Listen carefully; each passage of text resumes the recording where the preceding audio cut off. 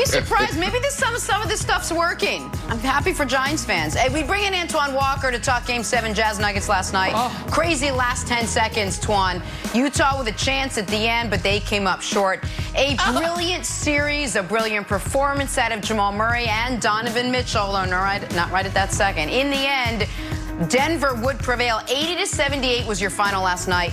Nuggets now face the Clippers in round 2 tomorrow night.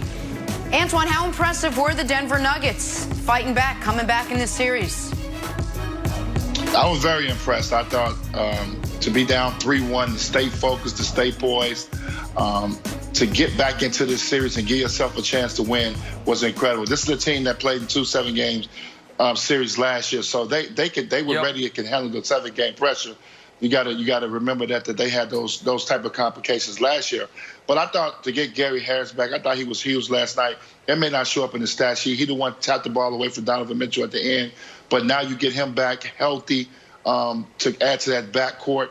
I thought Mike Malone did a terrific job of mixing up his lineup. This was a tough series for Michael Porter Jr. to play in. He had to go with more of a defensive unit. So he went with Jared Grant a lot more. So you got to give Mike Malone a lot of credit. But great series. The teams matched up really well. You got to give Utah a lot of credit, being without one of their star players and to be able to compete the way they did. Donovan Mitchell, obviously a monster series. But Jamal Murray made a name for himself. He's starting to show, it's kind of what we're talking about with Tatum. He's starting to show that he can be that star, to take it to that next level. He's getting paid that type of money. And he may not make an all-star team next year, Nick and Brent. He may not. But he's that good offensively. So kudos to the Nuggets. This is a great comeback. You got to give those guys a lot of credit to come back 3-1 and win this series. Go ahead, Brandon.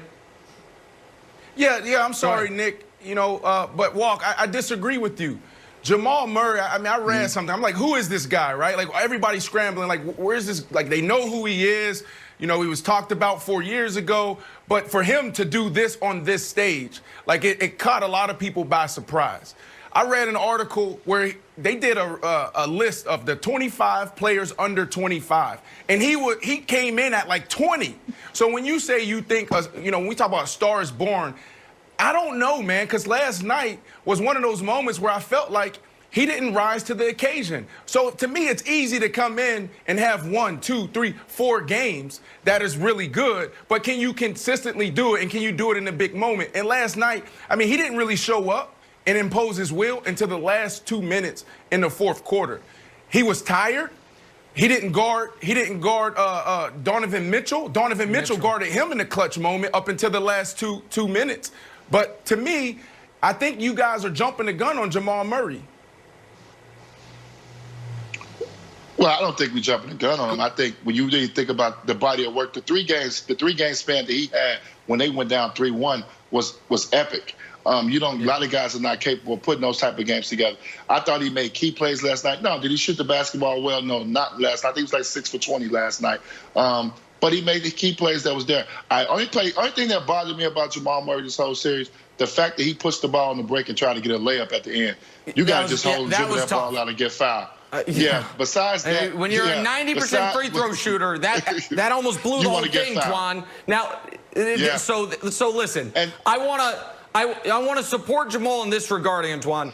Games 5 and 6 are elimination games for them. He scores 92 points coming off a 50-point game and a Game 4 loss to put them in this spot. Now, to Brandon's point, he had a bad Game 7 last year to end their season against Portland, said he wanted to bounce back from it, didn't. And if Conley hits that shot, we're talking about an all-time gaffe by Jamal Murray to not just pull that ball up. So he's very fortunate in that spot. But there's a couple, and one other small point on Jamal Murray. Brandon, you should know this. Just like you have a Blake Bortles jersey Kentucky because you love UCF guys. Where did Jamal Murray go to college? Kentucky. Where did Antoine Walker win a national championship? Kentucky. So there's always going to be a little, there's like a 10% inflation rate for all Kentucky players in the league. Just know that. Okay. But now, like Devin Booker, Jamal Murray, like what are we going to do? But it's neither here nor there. So when we're talking about 3-1 comebacks, right? So like if what the Cavs did to the Warriors is a 99 out of 100, and the Heat when they had 3-1 comeback over the Knicks because the late, great David Stern suspended all the Knicks players for walking off the bench. If that's like a 2 out of 100, this is a solid 55, like, because you do have to incorporate they didn't have to win any elimination games on the road. I do wonder if you had to play a Game 6 in Utah with your season on the line, how different this series potentially is. But that is the bubble today. The one thing to me, Wilds, that where we have to give credit in a game where everyone was tight. Everyone seemed to have the Game 7 kind of short-arming. Jokic, once again, he was excellent in Game 7 in round 1 last year against the Spurs. He was excellent in a loss in Game 7 last year in round 2 against the Blazers. And 30 points in this year's playoffs doesn't sound like a lot, but 30 points when your team scores 80, that's like a 50-point game. That's right. And he had the great play at the end of the game on two-time defensive player of the year, Rudy Gobert, getting that kind of little kind of baby hook shot that ended up being the game-winning basket. So Jokic, who I've been a critic of because there's a 0% chance he can get as high off the ground as Jenna does doing her burpees throughout an NBA game. He was outstanding last night. He was outstanding last night. He was.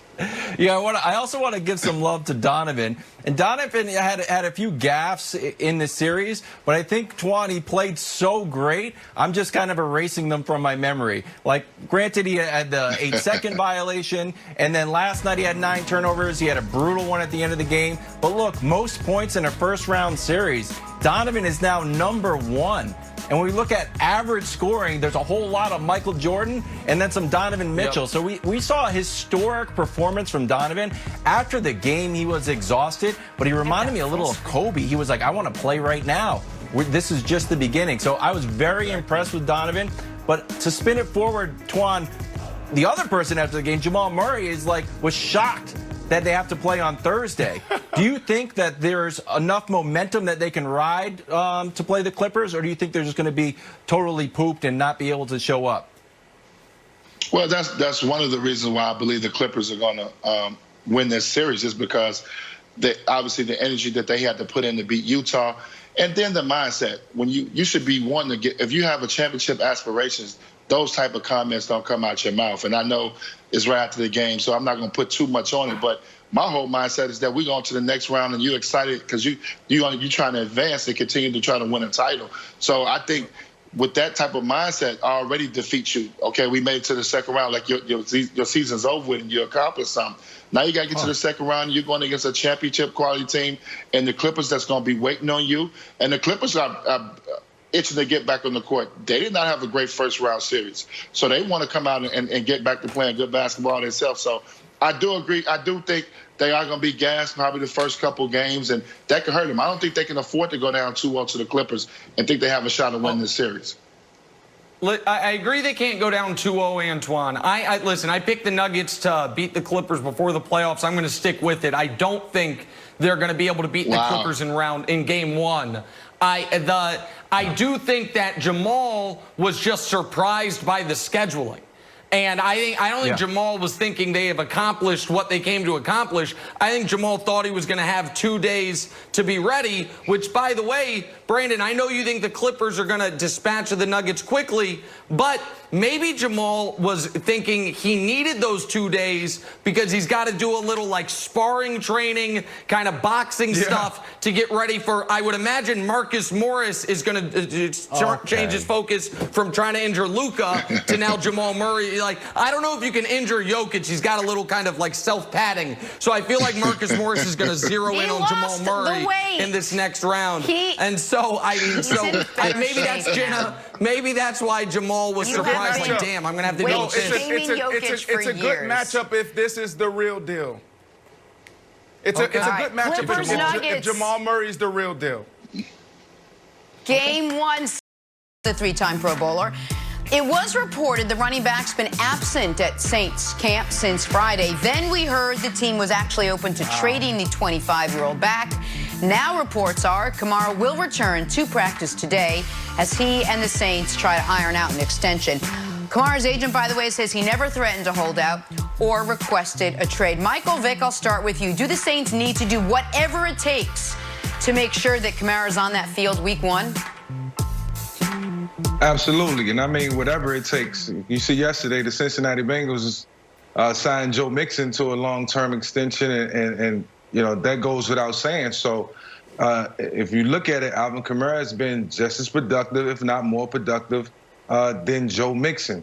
You know, the thing with Alvin Kamara is, you know, yesterday I forgot to mention the screen game, where he excels probably as good as anybody in the league next to Christian McCaffrey. That's right. And with his versatility. They're just extended handoffs. And keeping a defensive coordinator up all night takes away from what he can gain.